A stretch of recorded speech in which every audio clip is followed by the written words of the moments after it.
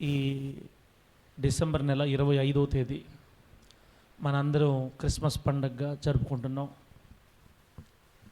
ఈ క్రిస్మస్ ఆరాధనకి చేరి వచ్చినటువంటి మీకు అందరికీ న్యాయాధిపతి అయిన యేసు క్రీస్తు నామంలో హృదయపూర్వకమైన నిండు వందనాలు. అందరికీ ప్రభు మిమ్మల్ని ఆశీర్వదించును గాక.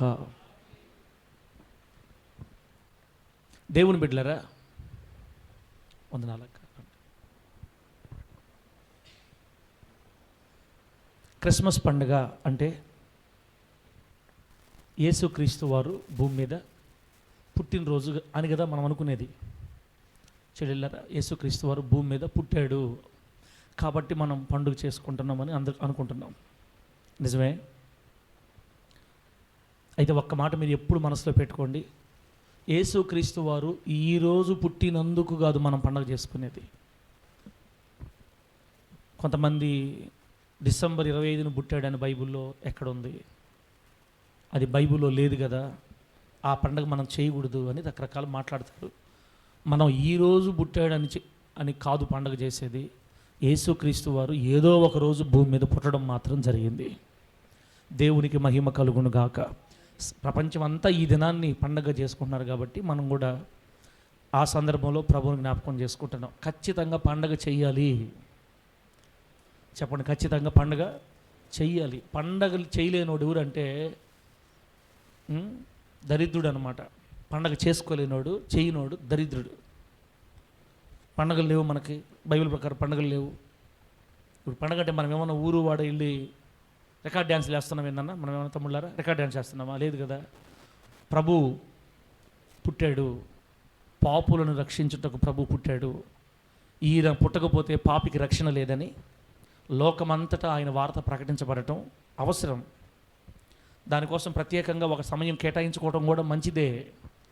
కాబట్టి క్రిస్మస్ను ఆశ్రయించి క్రిస్మస్ ఆధారంగా ఎన్నో ఈ నెలంతా 2 తెలుగు రాష్ట్రాల్లోనూ, భారతదేశంలోనూ, ప్రపంచ దేశాలన్నింటిలో, భూమి ఉన్న ప్రతి చోట, ప్రతి దేశంలో ఈ నెలంతా దేవుని బిడ్డలు సంతోషించి ఆనందగానాలు చేసి, మన భారతదేశంలో ఎలా ఉంది పండగ?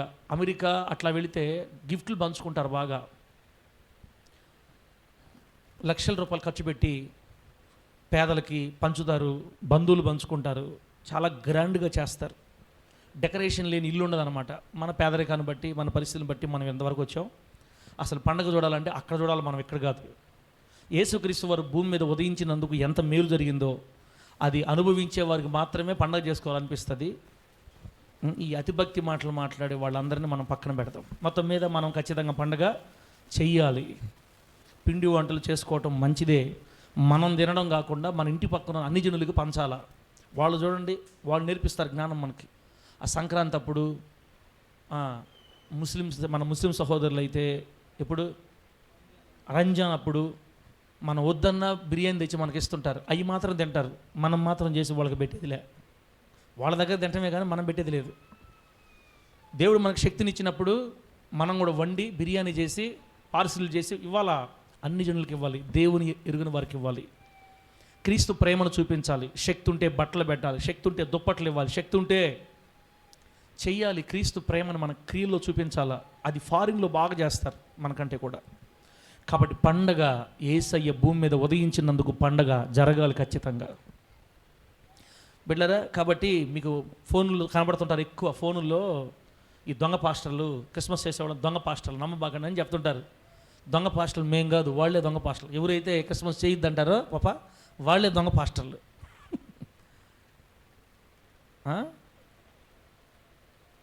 వాళ్ళు నాకు నేర్పిస్తున్నారు. ఒకప్పుడు నేను వాళ్ళలాగే ఉండే. నా సంగతి చెప్తాను నేనండి. 2011 సంవత్సరం, 12వ సంవత్సరం మనం ఇక్కడ స్టార్ట్ చేసింది. 2012 సంవత్సరం నుంచి 2017 సంవత్సరం దాకా, అంటే ఇంచుమించుగా 5 సంవత్సరాలు నాకంటే మహాభక్తి చేసి ఉండరు వాళ్ళు. క్రిస్మస్ లేవు, బర్త్డే లేవు, డెత్ డే లేవు, మ్యారేజ్ డే లేవు అన్నారా? అది మామూలుగా మీకు వాక్యంలో చెప్పుంటే పోయి ఉండేది. నేను మహాభక్తుని కదా, పాటల పుస్తకం వెనక ప్రింట్ చేసామన్నీ. న్యాయాధిపతి నియమములు అని పాటల పుస్తకం వెనక వన్ అండ్ ఓన్లీ ప్రపంచ చరిత్రలో మా ఒక్కరమే నియమాలు ప్రచురించింది. ముత్తుకూరులో ఉండే వాళ్ళందరూ సుప్రసిద్ధం. మనం బాగా పీక్స్కి వెళ్ళింది భక్తి. మా డాడీ నెత్తినరు కొట్టుకునేవాడు, ఒరే ఒరే ఒరే అది కాదురా సేవ చేసే విధానం, ఒరే అట్లా కాదురా, బాయ్ రాజీ పడిపోయినోడా, నేను చేసి చూపిస్తా సేవ, నువ్వేంది తొగ్గు పెట్టుకుని వచ్చా డాడీ దగ్గర నుంచి, నేను చేసి చూపిస్తాను నీకు సేవని తొగ్గు పెట్టుకొని వచ్చా. పెద్దోళ్ళు అనుభవించి చెప్తారు, పెద్దల మాట అది. అప్పుడు మాకు ఆ ఊపు అటుండదు. ఇప్పుడు ఈ మాటలు అనేవాళ్ళని అటోళ్ళే ఆ ఊపు ఉండేవాళ్ళు అనమాట. దెబ్బలు తగిలి మొత్తం మూతి పగిలితే లైన్లోకి వచ్చేస్తారు నాలాగా. ఈ ముత్తుకూరులోనే మమ్మల్ని ప్రేమించి ఒక మంచి కుటుంబం ఉండేది, ఉంది ఇప్పుడు కూడా. ఎంత ప్రేమిస్తారంటే ముత్తుకూరు ప్రారంభం వచ్చినప్పుడు నమ్మకంగా దశంభాగం తెచ్చి కుటుంబాన్ని పోషించిన కుటుంబం అనమాట. అది మా కుటుంబాన్ని పోషించిన కుటుంబం. డాడీ వాళ్ళకి బాగా పరిచయం. డాడీ వాళ్ళ ద్వారా మమ్మల్ని కాస్త బాగా చూసుకునేవాళ్ళు. స్టార్టింగ్లో ప్రతి నెల ప్రార్థన పెట్టించుకొని భోజనం పెట్టి ఒక తండ్రిలాగా అనమాట, తల్లిలాగా బాబు బాబు అని పిలిచేది నన్ను. టక్కన 2012 సంవత్సరం మేము వచ్చాం కదా, 2012 డిసెంబర్ వచ్చింది, క్రిస్మస్ 25. బాబు ప్రార్థన ఉందా బాబు? ఏం ప్రార్థన ఆంటీ? క్రిస్మస్ పండుగ బాబు. క్రిస్మస్ లేదు ఏం లేదు అంటాడా ఆంటీ? క్రిస్మస్లు మా దగ్గర జాంతానాయి.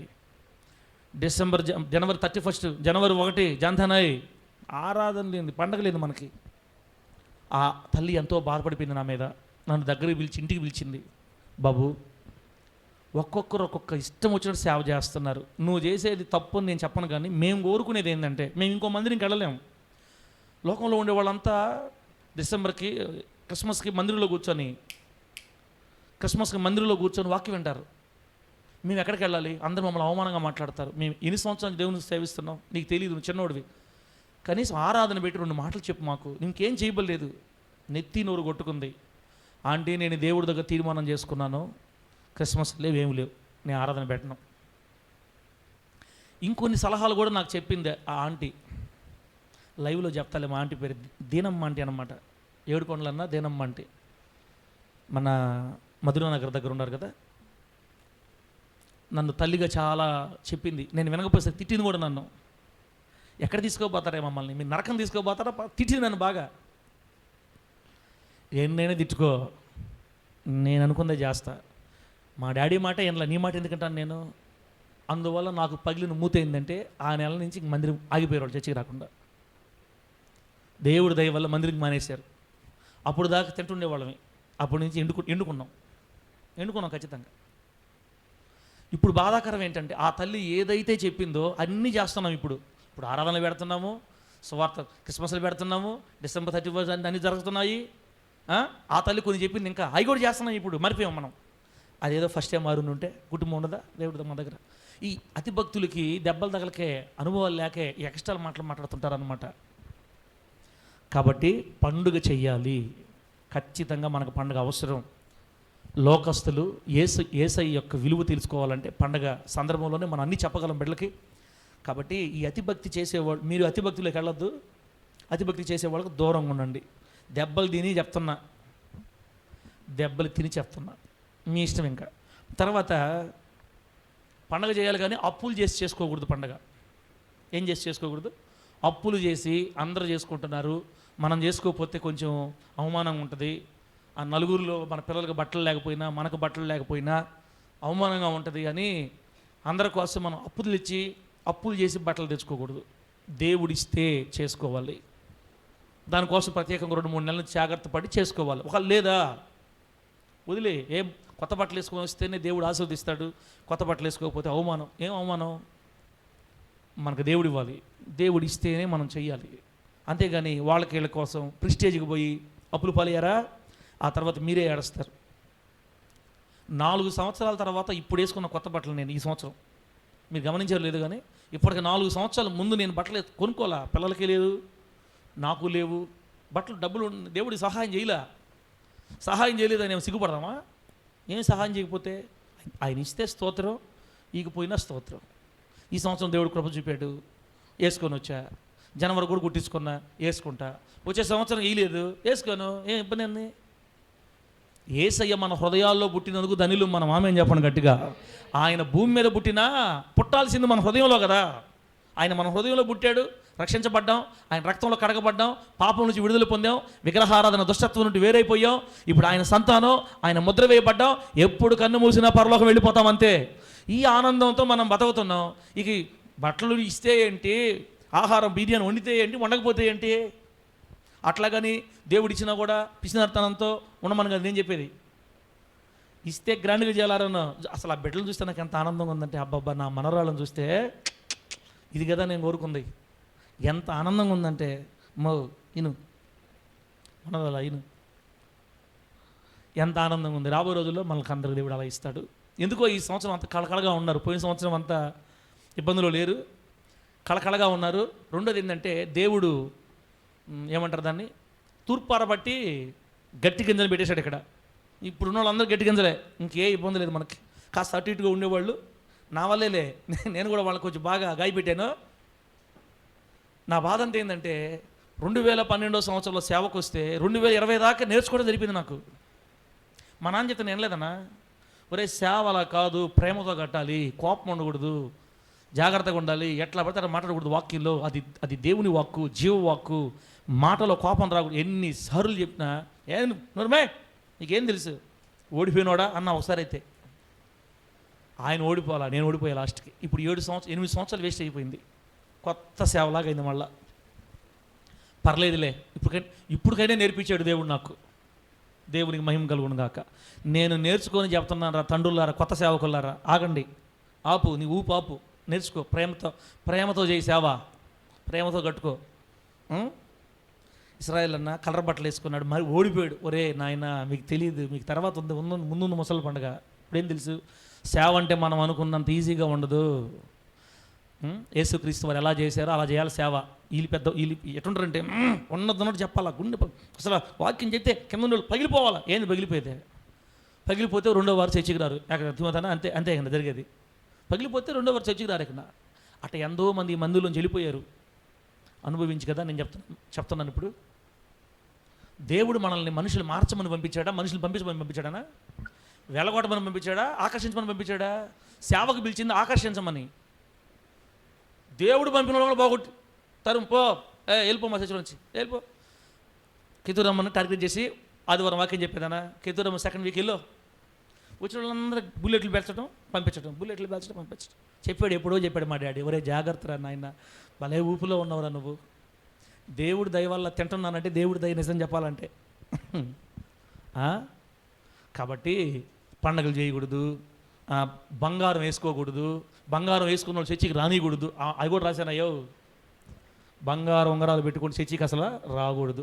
నేను దేవుడిని, దేవుడు ఆయన కాదు నేను. న్యాయాధిపతి చర్చికి రావాలంటే బంగారం ఉండకూడదు, అసలు బంగారం తీసేయి. తెల్ల బట్టలు ఉంటేనే చర్చిలోకి రావాలా.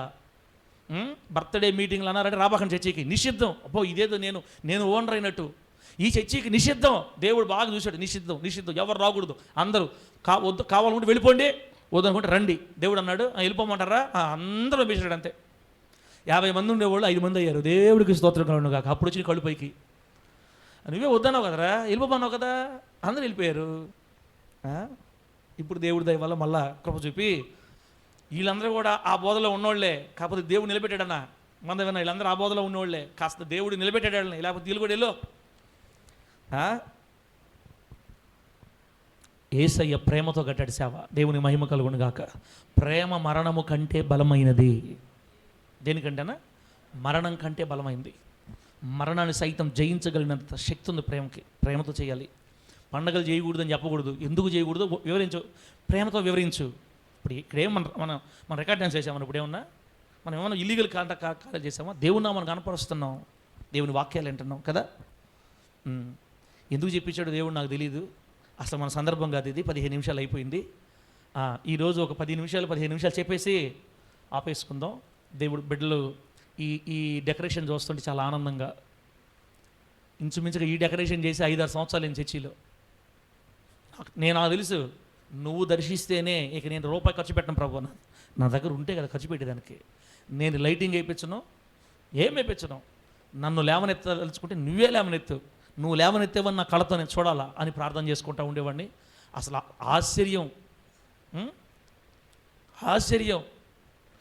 గూగుల్లో కొట్టినా కూడా జాషవా ఎక్కడా అంటే నాకు కూడా కనపట్లేదు అని చెప్పేది. గూగుల్. చర్చిలో కనపడేవాడు కాదు. గూగుల్ కూడా నాకు తెలియదని చెప్పింది. నేను ఇంక అనుకున్నా, ఇంకా జాషువా అని పేరు పెట్టాను. ఆ బిడ్డ దేవుని కంటే ఎక్కువ లోకాన్ని ప్రేమించినట్టున్నాడు, నేనేం చేసేదయ్యా అని ప్రార్థన చేస్తున్నాను ఆ బిడ్డ గురించి.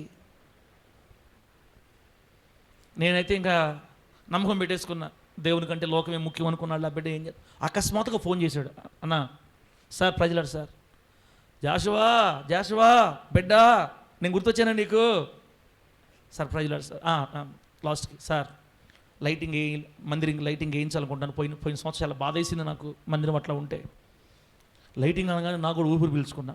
దేవుడు దర్శించినట్టు, దేవుడు తాకినట్టున్నాడు, మరలా సేవను జ్ఞాపకం చేసుకున్నట్టున్నాడు. మంచి తల్లే. కానీ ఇంత సంతోషంగా ఈ వాతావరణం చూస్తుంటే మరలా దేవుని దయ మన మీదకి వచ్చింది. ఇక సంవత్సరం ముందుకు వెళ్తుంది కానీ వెనక్కి వెళ్తాను అనుకుంటున్నాను నేను. ఆమె చెప్పండి గట్టిగా హల్లెలూయా. బిడ్డలే రావాలి ముందుకి. నేను దేవుడితో తీర్మానం అదే, నాకు ప్రభువే చేయాలి, ఏం చేసినా ప్రభువే చేయాలి. ఈ అంతా జరిగించిన బిడ్డ కుటుంబాన్ని దేవుడు సమృద్ధిగా ఆశీర్వదించును గాక. ప్రభు కోసం ఎంత ఖర్చు పెట్టాడో అంత రెట్టింపు ప్రతిఫలం బిడ్డకు దేవుడు ఇస్తారు ఖచ్చితంగా. ఆయన మందిరం కోసం ఖర్చు పెట్టింది ఎప్పుడు వ్యర్థం కాదు. ఈరోజు జరిగేదంతా దేవుడు బిడ్డను వాడుకున్నాడు. దేవుడు ఆ బిడ్డ కుటుంబాన్ని సర్వసమృద్ధితో దీవించి కుటుంబంలో సమాధానం కలుగు చేసి ఆ బిడ్డని అన్ని విధాలుగా విస్తరింపజేసి క్రిస్మస్ ఆశీర్వాదాలతో నింపును గాక. గట్టిగా చెప్పండి హల్లెలూయా.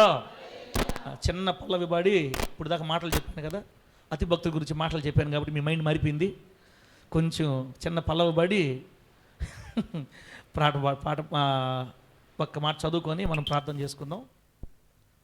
ప్రభు నామానికి మహిమ కలుగును గాక. సౌండ్ తగ్గించలే, సౌండ్ తగ్గించుకో. ఇప్పుడు అన్నోళ్ళు పాడిన పాటే పాడతాం. సౌండ్ పెడతలే.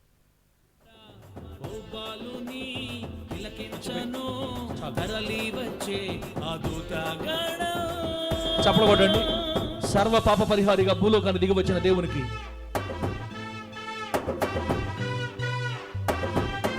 స్తోత్ర.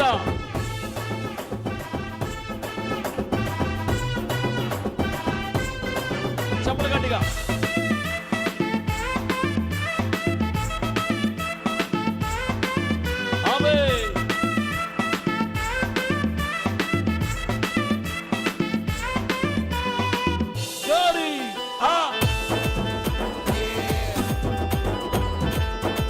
స్తోత్ర.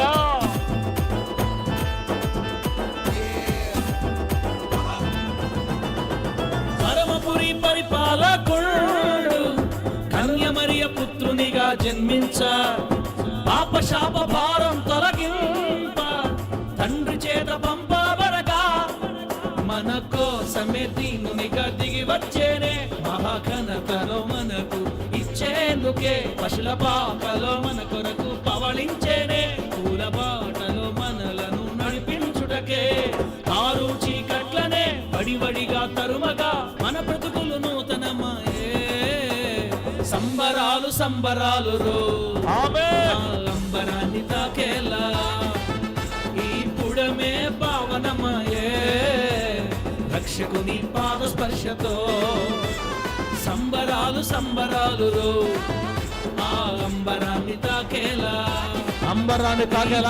పండగ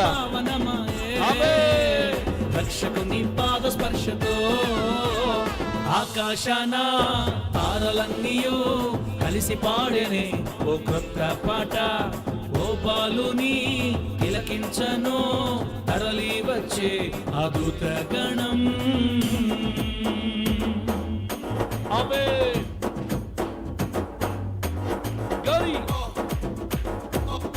కొట్ట చప్పలు గట్టిగా. యేసయ్య పుట్టిన నాడు పరలోకంలోని దేవదూతలు దిగివచ్చి భూమి మీద పాటలు పాడారు. అదే పాట సర్వోన్నతమైన స్థలములలో దేవునికి మహిమ, భూమి మీద ఆయనకి మనుషులకు సమాధానం కలుగును కాకని పాట.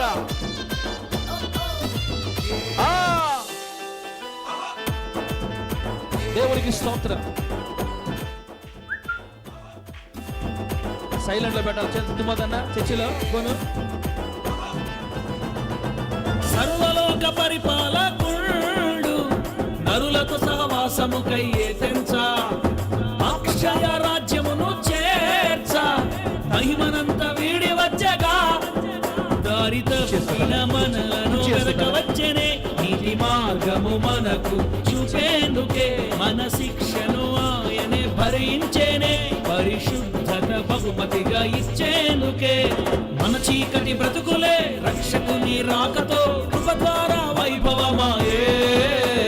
సంబరాలు సంబరాలు అంబరాన్ని తాకేలా ఈ పుడమే పావనమాయే. రక్షకుని పాద స్పర్శతో సంబరాలు సంబరాలు ఆ అంబరాన్ని తాకేలా ఈ పుడమే పావనమాయే. రక్షకుని పాద స్పర్శతో ఆకాశాన తారలన్నీయో కలిసి పాడేనే ఓ కొత్త పాట.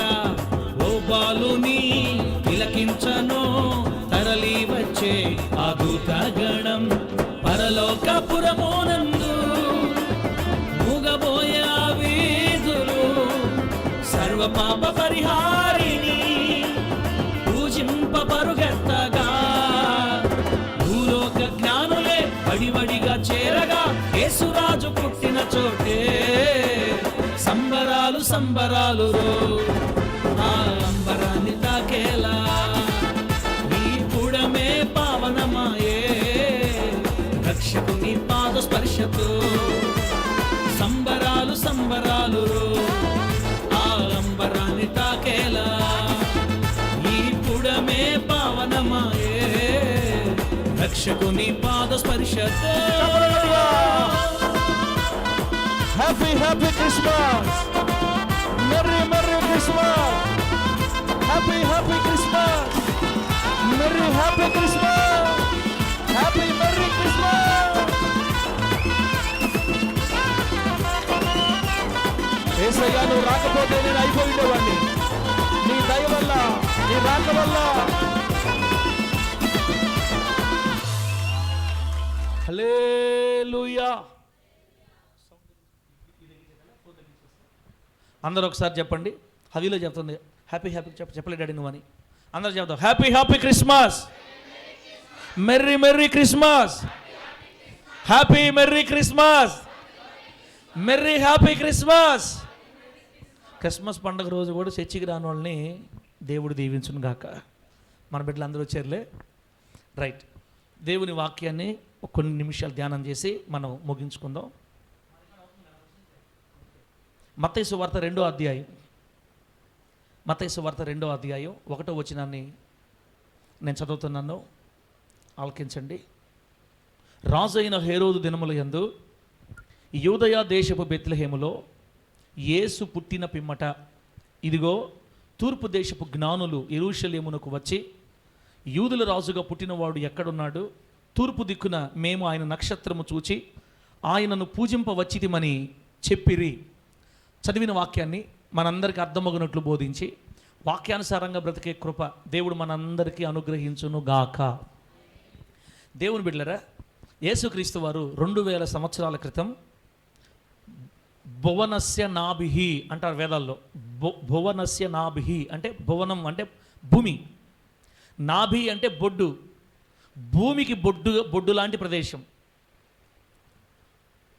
భూమికి నడిమధ్య ప్రదేశమైన ఇజ్రాయేలు దేశంలో బెత్లెహేము గ్రామంలో 2000 సంవత్సరాల క్రితం ధన్యురాలు, పరిశుద్ధురాలు, సమర్పణ చేసుకున్న స్త్రీ, దేవునికి నచ్చిన కన్య మరియా, ఆమె గర్భాన్ని దేవుడు తీసుకొని పరిశుద్ధాత్మ శక్తి ద్వారా పిండాన్ని ఉత్పత్తి చేసి, దేవునికి అసాధ్యమైంది ఏది లేదు.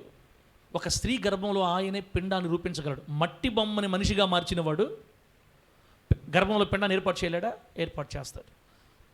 తల్లి గర్భాన్ని అద్దెగా తీసుకొని పరిశుద్ధాత్మ దేవుని సహాయంతో పిండాన్ని రూపించి పరలోకంలో ఉన్న దేవాతి దేవుడు నర శరీరధారిగా మానవుడిగా భూమి మీద పుట్టిన దినం యేసుక్రీస్తు వారు జన్మించారు.